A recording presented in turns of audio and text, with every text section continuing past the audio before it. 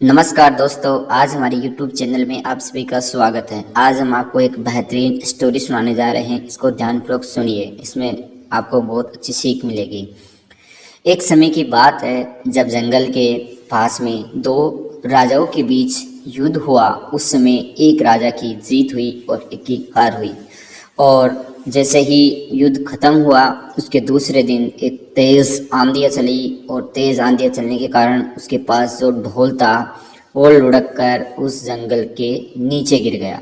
जंगल में जाकर एक पेड़ के पास में अटक गया।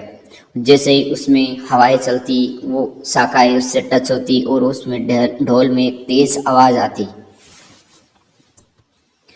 उसी जंगल में एक सियार था जो बहुत ज़्यादा भूखा था। वो अपने खाने की तलाश में इधर उधर भटक रहा था।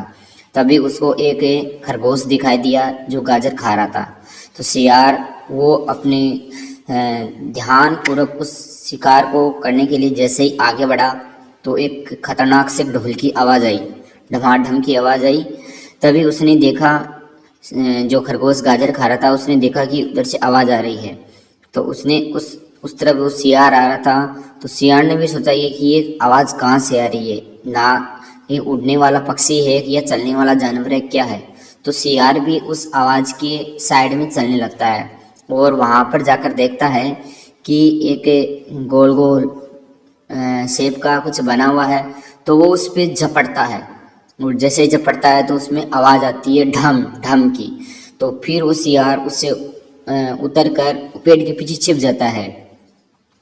फिर कुछ समय बाद में उसका इंतजार करता है कि ये क्या प्रतिक्रिया करता है। जब कोई प्रतिक्रिया नहीं मिलती है तो सियार फिर उस पर आक्रमण करता है खतरनाक तरीके से और फिर उसके ऊपर छड़कीता है। तो फिर उसमें वही आवाज़ आती है ढमाढम की। तो सियार फिर वहाँ से उछलकर अब की बार सियार देखता है पीछे मुड़कर कि इसमें क्या हलचल हो रही है। जब उसमें कोई हलचल नहीं होती है तो सियार समझ जाता है कि यह जानवर नहीं है और सियार उसके ऊपर उछलता है उछलता है उछलता है। और एक समय ऐसा आता है कि उसका जो पर्दा है वो फट जाता है और उस पर्दा फटने के कारण उसमें से अच्छे स्वादिष्ट व्यंजन निकलते हैं और सियार उसको खाकर अपनी भूख को शांत करता है।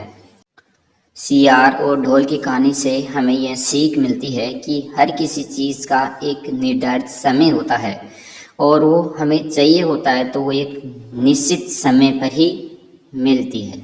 अगर कहानी अच्छी लगी हो तो प्लीज़ हमारे चैनल को सब्सक्राइब करिए। धन्यवाद।